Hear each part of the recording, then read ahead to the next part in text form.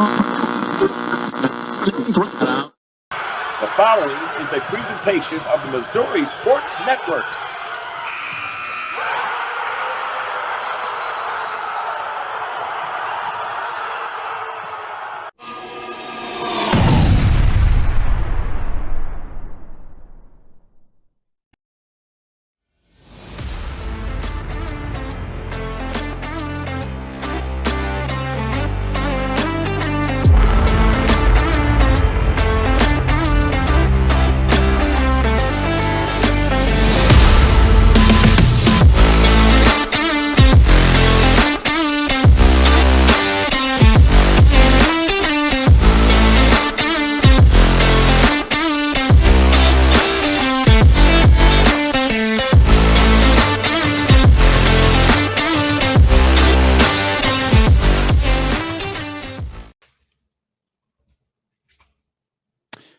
Thanks for joining us today. This is On Deck with DeRo Arch.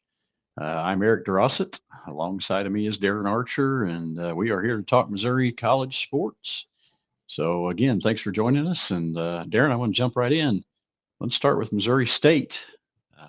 They moved to 4-2 this weekend with a convincing victory over Illinois State.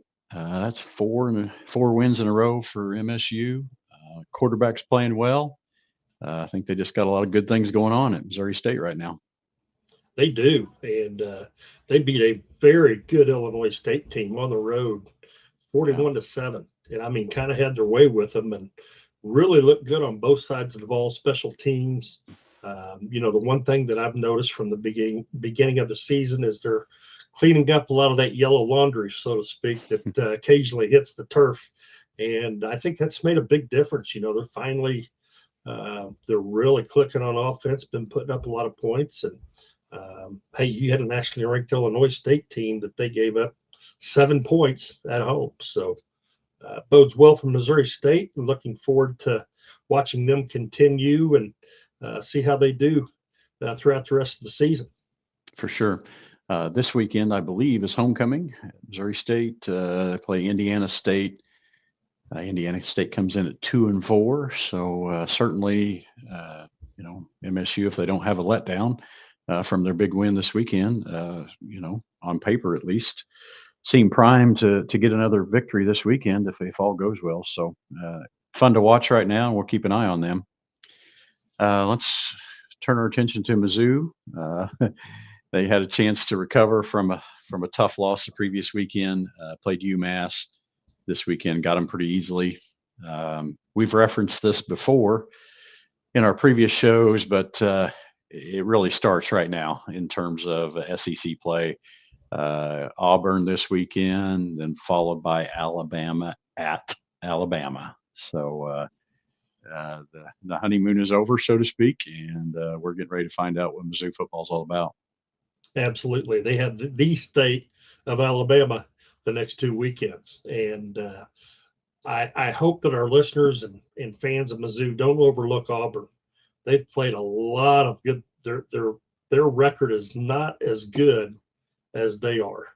And they've played a lot of people close and just cannot catch a break. And they're the type of team that is going to get the formula figured out sooner rather than later. You just hope it's not next weekend. Yeah. And I mean, we all know it, but it bears repeating. They're always big and physical, and they have really good skill guys. And it doesn't matter what their record is; they are a handful. And they too play the SEC, and so they're playing the same people every week that Mizzou plays, and no weekend off, and all those things we've talked about. So they're formidable, and that's probably putting it mildly. This will be a good test for Mizzou. Sold out already, and so Mizzou will have home crowd going for them. But I tell you what, they're going to have to show up. Absolutely, and UMass, I think, got the brunt of the misshowing at Texas A&M, and hopefully they can gain some confidence out of that. They had a few people that received injuries, and I think that were pulled from the game, and I think a lot of that was just preventative. I think they're fairly healthy heading into this week. I haven't looked at any injury reports yet, but I think they're fairly healthy running into this weekend, and they're going to need all hands on deck. It's SEC time, and just like you said, I know we're throwing out the normal phrases that coaches and fans do, but you have to bring your A game every week from here on out. For sure. And then, this, you kind of spoke to this, but injuries play such a big part. And so for them to play Auburn this weekend, a physical Auburn team, and then turn around and play Alabama, I mean, it's just week after week of really physical play. And so your depth starts to figure in a little bit. Scheme changes maybe with the different people at different positions in terms of injuries. And so there are a lot of variables right now, week to week, in terms of SEC football. And that goes for all those schools. So it's going to be fun. It's going to be entertaining. And Alabama, obviously they had a loss that they weren't expecting a couple weeks ago. And so they feel like they've got something to prove. And so there's just a lot of variables right now. And so you kind of hit on it. All you can do is control you. Mizzou just has to play their best game every week, and hopefully that's enough. So exciting stuff. We're behind MU, and we hope they get one this week. So let's stay Division I, but let's switch to Southeast Missouri State. I've said it before, but you've been following them pretty closely, Darren. And hey, they moved to 6-1 this week, and the quarterback just had a phenomenal day, and I think he was Offensive Player of the Week in the Big South Conference again. So 6-1, convincing 34-3 win. Their next two games are teams that are 1-5 this weekend, Charleston Southern, and then the following week is Gardner Webb, and they come in at 1-5. So I think if SEMO plays to their potential, could be a couple of more wins, and they could be sitting at about 8-1 if all things go well. Yeah, currently SEMO's ranked number 11 in in the FCS rankings, and their quarterback, and I'm gonna take a shot at his last name, DeLaurent. I'm sure I'm not pronouncing that right, but buddy, I'm sorry. I promise you, I'll get it right one of these days. Threw for 418 yards and 4 TDs. That's a career for most quarterbacks, especially playing Division I football. He's been doing it week in and week out. That's what's amazing. I mean, the numbers that he's putting up are just crazy. And obviously there's several more reasons why they're winning. Their defense is very good, and they're just a very solid football team. And I've really enjoyed watching them from afar, kind of keeping up with them on Saturdays when I'm chasing scores, for our college scoreboard, for our high school scoreboard. I'll throw their game up on the radio and listen to it while I'm chasing scores. And you're right, they've got a chance to, talk about Charleston Southern, Lindenwood from St. Louis, Division I school in the same conference. They played Charleston Southern last week and won 29-14. And hey, they are in their second full year. Lindenwood is in their second full year of Division I football, and I believe that was their fourth win so far this year. So, hopefully they've turned the corner, and they're really doing some good things up there. I mean, I don't think I can stress enough when a Division II program makes that leap to Division I sports. It's not just done on paper. There are a lot of hoops that you have to jump through, and you have to change your recruiting focus, your recruiting style. It's just a totally new ballgame when you're playing at that level, and they've really done a good job with it up to this point. Yeah, and wouldn't you say that? I mean, that of all the challenges that would exist from that Division II to Division I, moving up, that recruiting game, I mean, it's already cutthroat, and we've discussed that on here. There's NIL and transfer portal, and and a million things to compete with there. And then all of a sudden you're new to the game in terms of a Division I recruiting. That has to be probably the toughest piece, wouldn't you think?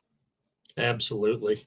And, looking at it from a coaching standpoint, the transfer portal would drive me nuts because as a coach, because you don't know from year to year, especially when you're dealing with that many student athletes at the college collegiate football level, you don't know how many kids you're going to have to go recruit year in and year out.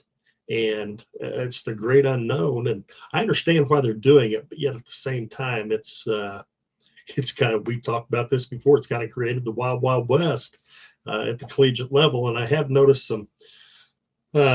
some committees have made recommendations at the NCAA levels to start putting some deadlines on when the transfer portal closes, when you have to, make it known if you're planning on transferring, different things like that. I think they have to really reel some of that in. Because like I said, it's just a wild, wild west right now. And hopefully they get some changes made that will kind of clean that up a little bit.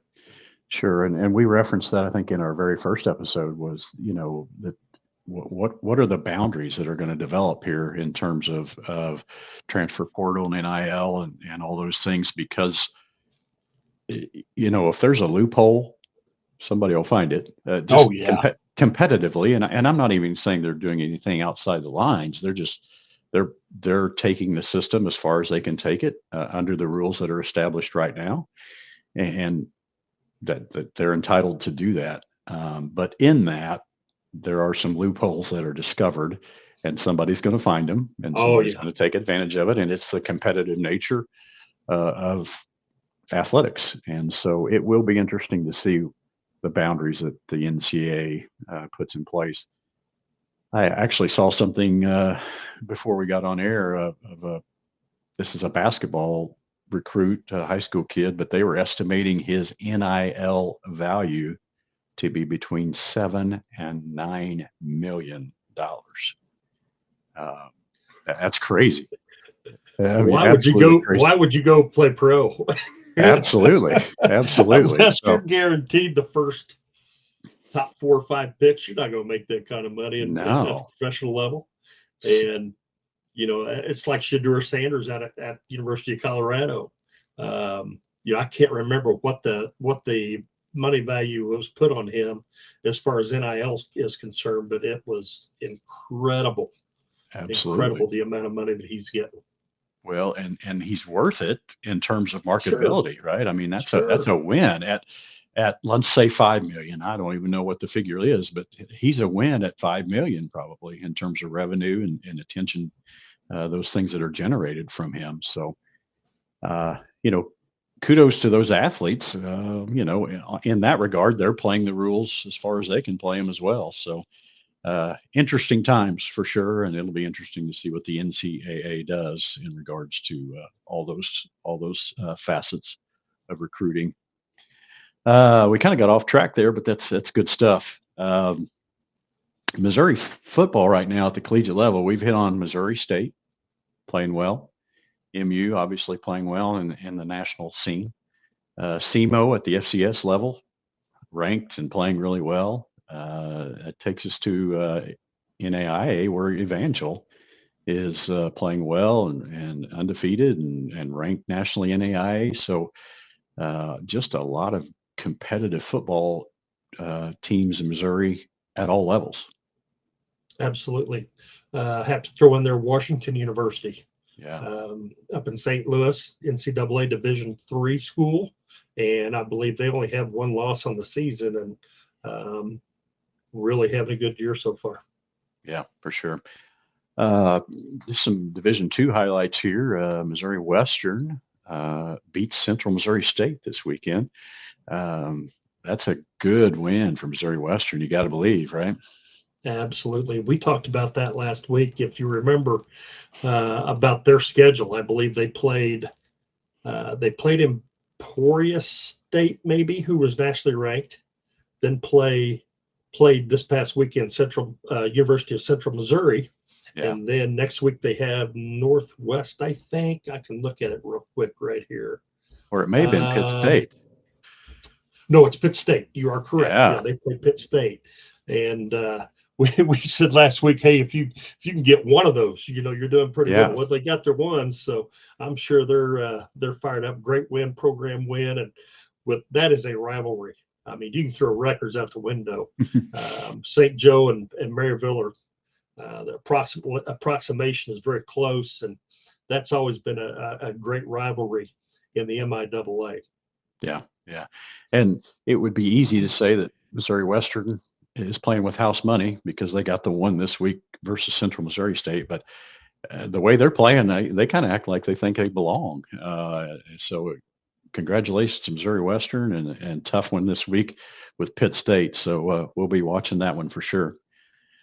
Northwest Missouri State, they lost to Central Oklahoma this weekend. SBU lost to McKendree.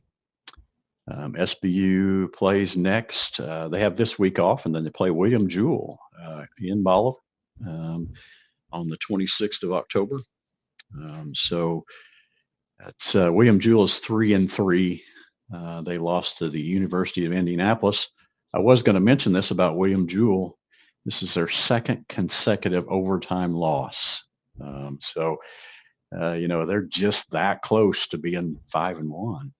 And I think they only won one or two games all last season. So yeah, another program in the state that's really turned that corner, so to speak, in competing in a very good conference. Yeah, for sure.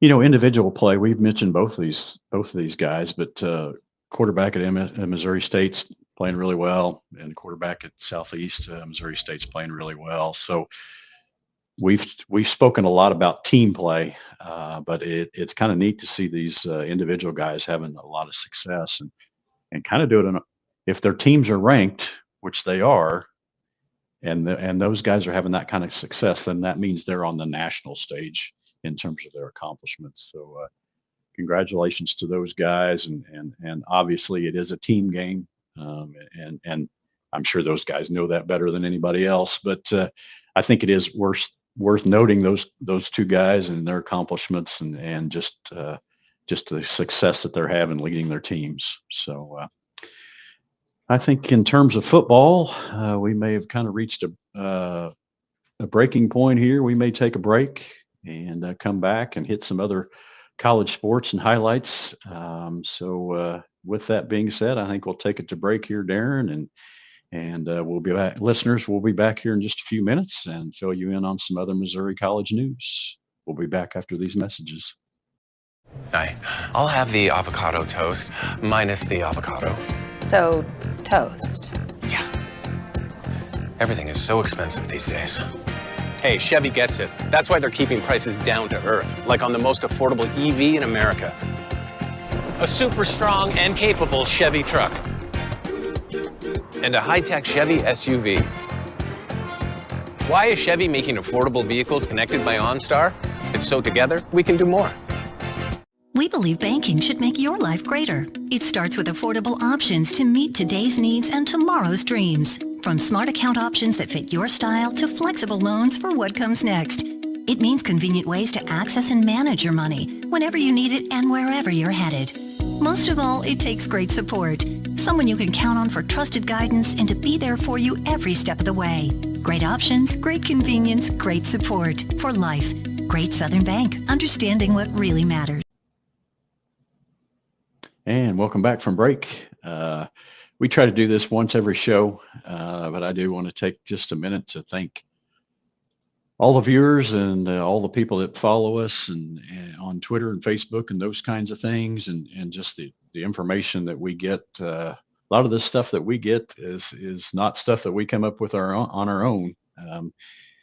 People bring it to us and send it to us and those kind of things. So you, the viewer, and you, the Twitter follower and Facebook follower, we appreciate your loyalty to us and your support and just things that you do to help make this possible. So if you have ideas or stories for us, please reach out.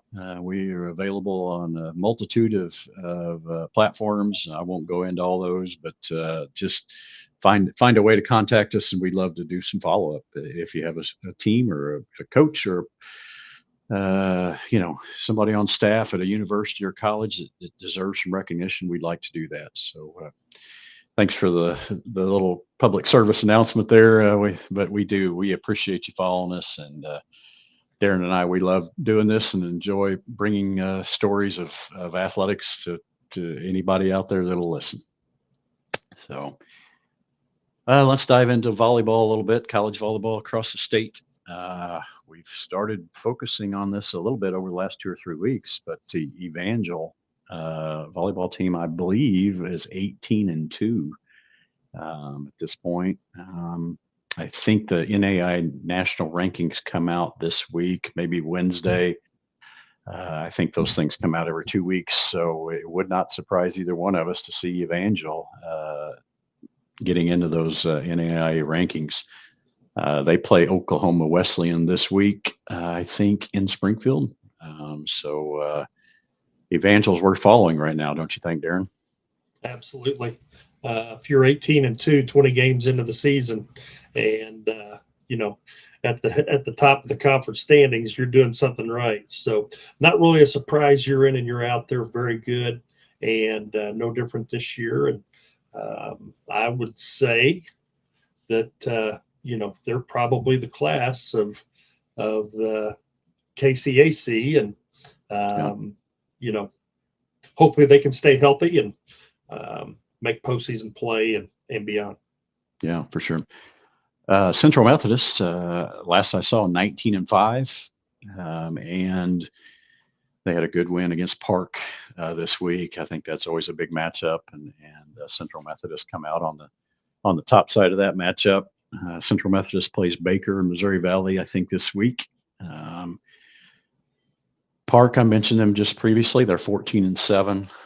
They've got a matchup coming up soon with Columbia College, which is it kind of fits into that theme that you and I've talked about, that those good teams just beat up on each other.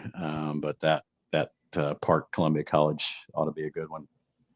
On the bigger college setting, Mizzou is 13-5. They actually beat Alabama and Tennessee this week. So I don't know enough to know about Alabama volleyball and Tennessee volleyball, but you got to imagine that it's pretty good. Absolutely. It's the SEC. I mean, it's good regardless. So, yeah, they are off to a very good start, and conference-wise as well. I think they may have one conference loss to this point. So keep doing what you're doing, MIZ. Absolutely. So we're going to keep an eye on some of that NAI volleyball. That's just, I think there's some quality volleyball going on right there, and not only do they excel in their conference, but I think they're national players in terms of the whole scheme of things. So we'll keep an eye on that as their conference. They're probably middle of the conference play or so in volleyball. So as they head into late October, it starts to finish up for them. So anyway, we'll keep an eye on that. Darren, what else do you have for us in the way of college sports in Missouri? Missouri Western volleyball. They're now 14-4, quietly having a very good year. And they beat the number 11 ranked team in the nation, also a conference win in Central Oklahoma, 3-1. So great win for them. And they are quietly having a very, very good year. UMSL, we've talked about them volleyball-wise in the past. They're having a very good year. They stand at 13-2 right now. Mineral Area Junior College are currently 16-6. And Missouri State University at West Plains, they are 24-5 and having a very good year. So you take a look at Wash U and some of those other programs that are really year in, year out, have very good years. Missouri's represented on the volleyball scene at every level practically, and that's really neat to see. Yeah, and that's kind of a theme of this show is we felt like football is well represented at every level, state of Missouri, and it seems that the volleyball is the same way. So just a credit to our state, strength of our state, the depth of our athletes here. So really exciting stuff. Uh, any soccer news or anything along those lines for us, Darren? Yeah, just looking here at the MIAA women's side, there are a lot of good teams, nationally ranked teams on this side of the conference. And Missouri Western, once again, not only do they have a very solid volleyball team, but their soccer team is 11-0-1 on the season and has a 2-game lead in the MIAA to this point. So they're on a 10-game win streak, have yet to suffer a first loss, and hopefully, I don't give them knock on wood. I don't jinx them. University of Central Missouri also having a very good year. Northwest Missouri State are all in the top 4 in the MIAA soccer standings on the women's side to this point. And some other local state on the men's side in the MIAA. While you're doing that, you mentioned Missouri Western. They're very quietly doing some good things at St. Joe because we referenced their football team with a big win with Central Missouri State. Their volleyball team 14-4. Their soccer team, women's soccer team, undefeated.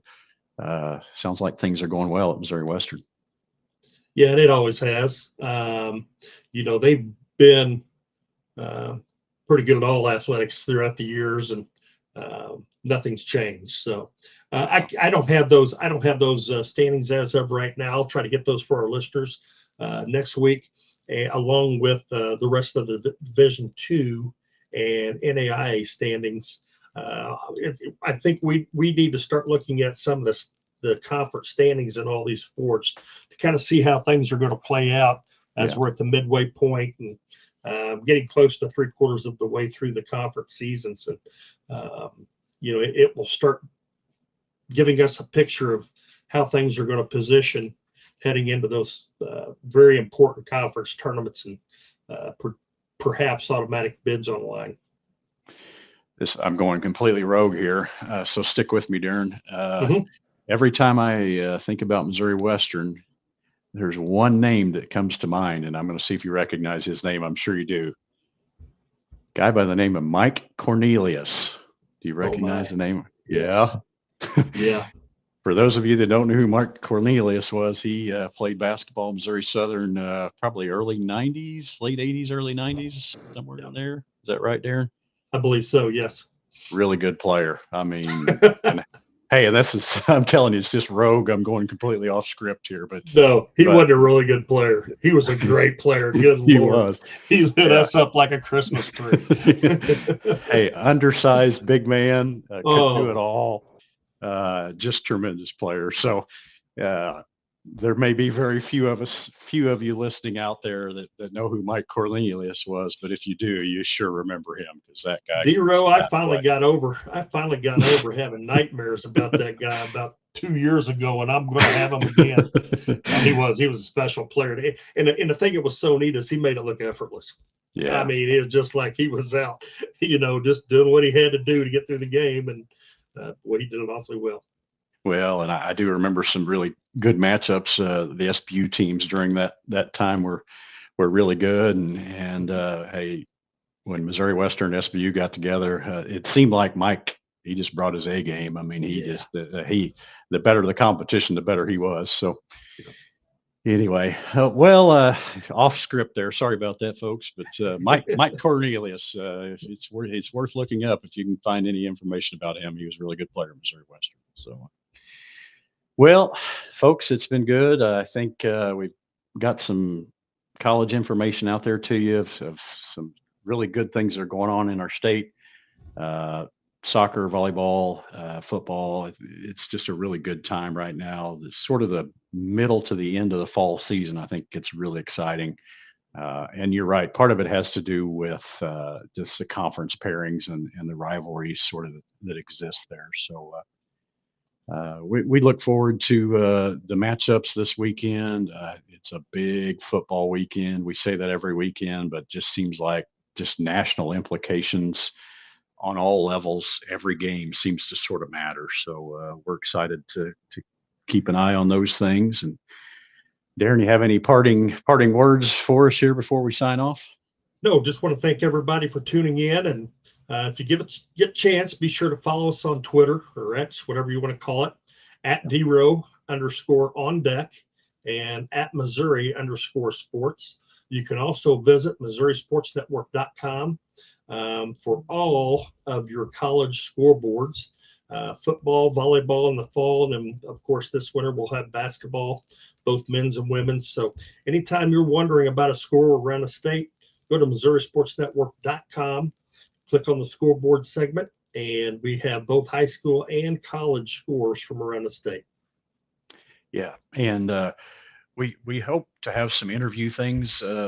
We're working on a couple of things we feel like we might be able to pull off. But if you have any ideas for us or any content that you might think that we need to investigate, please drop us a line on those platforms that Darren just mentioned, and we'll check it out and see what we can do. So we appreciate it. Thanks for joining us. And for Darren and Eric, we'll see you next time. Thanks. This has been a presentation